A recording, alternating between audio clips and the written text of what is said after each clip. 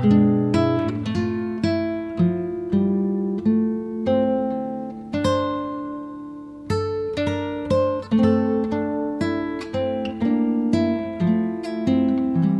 Obed-Edom adalah narasi yang sedikit dicatat dalam Alkitab dan jarang dibahas dalam khotbah. Namun karena setiap kata dalam kitab suci diilhami oleh Tuhan dan memiliki pesan ilahi bagi kita, kita dapat menemukan pelajaran penting dari narasinya. Nama Obed-Edom menjadi tokoh yang berperan dalam kisah pengawalan tabut suci yang diangkut menuju Yerusalem. Menilik nama Obed-Edom, banyak penafsir Alkitab berbeda pendapat tentang identitas Obed-Edom ini, karena ada yang mengkaitkan nama Edom dengan suku Edom dari daerah Gad, ada pula yang menafsirkan bahwa nama Edom hanyalah julukan, karena Obed-Edom berkulit kemerahan. Edom bisa juga berarti merah. Menurut Alkitab, Obed-Edom adalah seorang pria dari suku Lewi, anak dari Yedutun.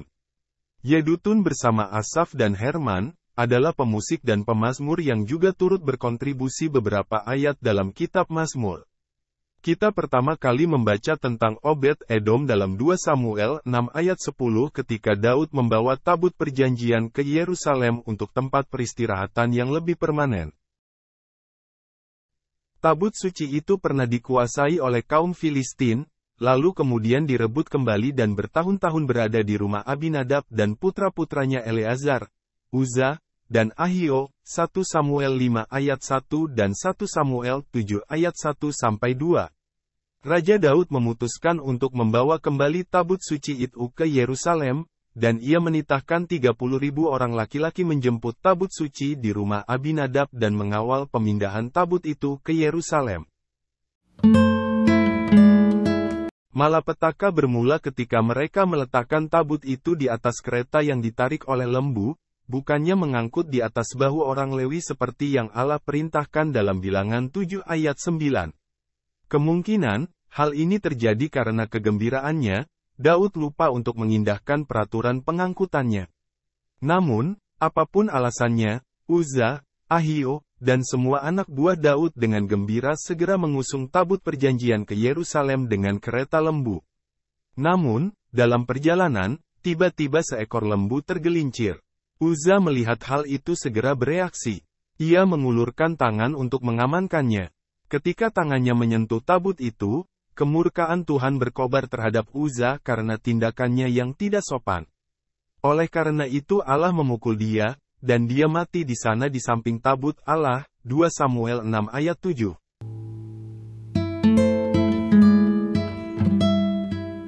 Meskipun hukuman ini mungkin tampak ekstrim bagi kita, bangsa Israel telah diperingatkan selama berabad-abad bahwa tabut perjanjian itu kudus bagi Tuhan. Hanya orang Lewi yang dapat membawanya, hanya imam besar yang dapat melayani di depannya, dan tidak seorang pun boleh melihat ke dalamnya. Keluaran 40 ayat 20-21. Bilangan 4 ayat 15. 1 Samuel 6 ayat 19. Daud marah atas kejadian ini dan menjadi takut kepada Tuhan. Ia menolak membawa sendiri tabut itu ke Yerusalem. Alih-alih menyelesaikan perjalanan ke Yerusalem dengan membawa tabut, Daud malah menempatkan tabut tersebut di rumah seorang pria bernama Obed-Edom, orang Gad, dan tabut itu disimpan di sana selama 3 bulan, 2 Samuel 6 ayat 10-11. Gad adalah kota orang Filistin yang ditimpa penyakit, ketika tabut perjanjian umat Israel dibawa ke sana, 1 Samuel 5 ayat 6-9.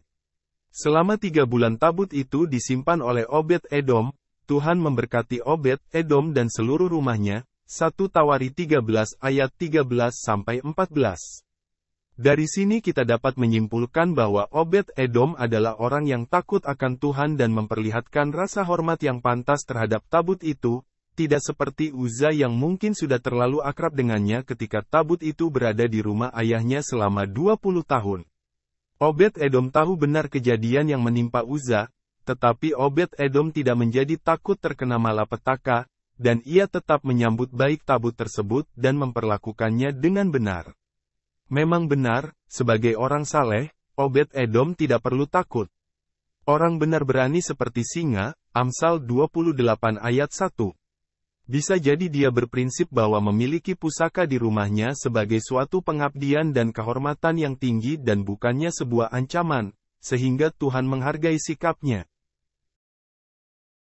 Ketika Raja Daud melihat bahwa Tuhan telah memberkati dan tidak ada azab menimpa Obed-Edom, ketakutannya untuk mengangkut tabut itu hilang dan dia memutuskan sekali lagi untuk mengambil tabut itu. 1 Tawari 15 ayat 25. Kali ini Raja Daud melakukan ritual pengangkutan sesuai dengan hukum Allah dan menugaskan orang-orang Lewi untuk memikul tabut suci itu di bahu mereka. Dia juga menunjukkan rasa hormat yang tinggi terhadap tabut itu. Setelah orang-orang yang membawa tabut Tuhan itu berjalan 6 langkah, ia menyembelih seekor lembu jantan dan seekor anak lembu yang gemuk. 2 Samuel 6 ayat 13. Kini kita membahas tentang Obed-Edom. Alkitab mencatat bahwa Obed-Edom ternyata juga seorang yang multitasking atau memiliki kemampuan di berbagai bidang. Pelayanan Obed-Edom adalah 1. Penjaga gerbang bait Allah, khususnya bagian selatan. Sedangkan anak-anaknya mendapat tugas menjaga gudang. 2. Ambil bagian dalam puji-pujian sebagai pemain gambus. 1 Tawari 16 ayat 5.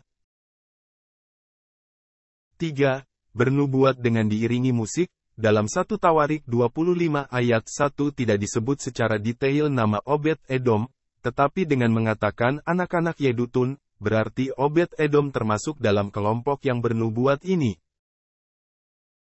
Obed-Edom menamai masing-masing putranya dengan makna pengagungan pada Tuhan, untuk menghormati berkat Tuhan atas rumah tangganya. Inilah nama ke-8 anak Obed-Edom berikut artinya. 1. Semaya artinya Tuhan telah memberi. 2. Yozabat artinya kekuatan. 3. Yoah artinya berkelimpahan. 4. Sakhar artinya fajar. 5. Netanel artinya karunia dari Tuhan. 6. Amil artinya Tuhan untuk bangsaku. 7. Isakhar artinya pahala akan datang. 8. Peletai artinya upah Tuhan datang padaku. Berkat Tuhan mengalir lintas generasi. Seluruh keluarga Obed-Edom diberkati ketika tabut suci itu ada bersama mereka. Anak dan cucu Obed-Edom memiliki prestasi dan reputasi yang tinggi. Disebutkan bahwa cucu Obed-Edom, yaitu anak-anak dari Semaya memegang posisi di pemerintahan. Lihat 1 Tawari 26 ayat 6-8. Obed-Edom memiliki 62 ahli waris yang gagah perkasa. Hal ini menekankan pesan rohani bahwa berkat Tuhan tidak terbatas pada individu tetapi sering berdampak kepada keluarga dan keturunan mereka. Pesan rohani, meskipun perannya hanya ditulis sedikit dalam Alkitab, Obed-Edom adalah teladan bagi kita bahwa Allah sepenuhnya mengetahui orang-orang yang hatinya diserahkan sepenuhnya pada Tuhan. 2 Tawari 16 ayat 9. Dan Tuhan senang memberkati mereka yang menghormati Dia, lihat 1 Samuel 2 ayat 30. Bagi Obed-Edom, tabut suci bukanlah sekedar peti biasa, tetapi merupakan wujud kehadiran Tuhan dalam hidup yang harus dihormati. Sekarang, tabut suci bicara tentang Yesus Kristus. Bagi kita orang percaya, dapat mengambil keteladanan Obed-Edom, tak ada yang lebih berharga selain kehadiran Tuhan Yesus dalam rumah tangga. Maka waktu itu Daud dengan kepercayaan teguh membawa tabut perjanjian dari tempat yang disepelekan, ke tempat di mana tabut itu akan dicintai. Tempat kasih karunia, tempat paling sakral di Israel, Gunung Sion. Memang Daud memiliki kerinduan ini sejak awal. Dan dia mengungkapkan ini dalam Mazmur 132. Lihatlah, kami mendengarnya, tentang tabut perjanjian di Efrata. Namun Tuhan menghargai kesetiaan dan ketaatan tidak peduli latar belakang atau masa lalu kita. Tuhan tak peduli status Obed-Edom. Demikian juga Tuhan tidak melihat status kita, Tuhan hanya melihat hati kita. Kehadiran Tuhan membawa berkah. Ketika tabut itu berada di rumah Obed-Edom, ia dan seisi rumahnya merasakan berkat Tuhan. Hal ini menunjukkan bahwa kehadiran Tuhan dalam hidup kita dapat mendatangkan berkat yang melampaui imajinasi kita. Dalam Perjanjian Baru, Umat Kristiani diingatkan bahwa kita adalah bait Roh Kudus, yang menekankan kehadiran Allah yang berkelanjutan dalam kehidupan orang percaya. Hal ini mendorong umat Kristiani untuk hidup dengan setia, karena mengetahui bahwa tindakan mereka dapat berdampak pada generasi mendatang. Ketekunan dalam ibadah. Kisah Obed-Edom mengajarkan kita pentingnya tekun beribadah dan menjaga rasa hormat kepada Tuhan. Meskipun awalnya mengalami tragedi, Daud membawa tabut itu ke Yerusalem dengan rasa hormat dan penyembahan. Umat Kristen saat ini didorong untuk melakukan ibadah dengan penuh hormat dan kerendahan hati, mengakui kekudusan Tuhan. Tidak ada yang lebih penting daripada kehadiran Tuhan. Dengan hadirat Tuhan datanglah berkat dan kuasa, dan sebagai murid Kristus, kita telah diberi anugerah yang lebih besar daripada tabut perjanjian. Kehadiran Tuhan bukan pada benda mati yang ada di rumah kita, tapi di dalam hati kita, yang tinggal bersama kita, menyatu dengan kita.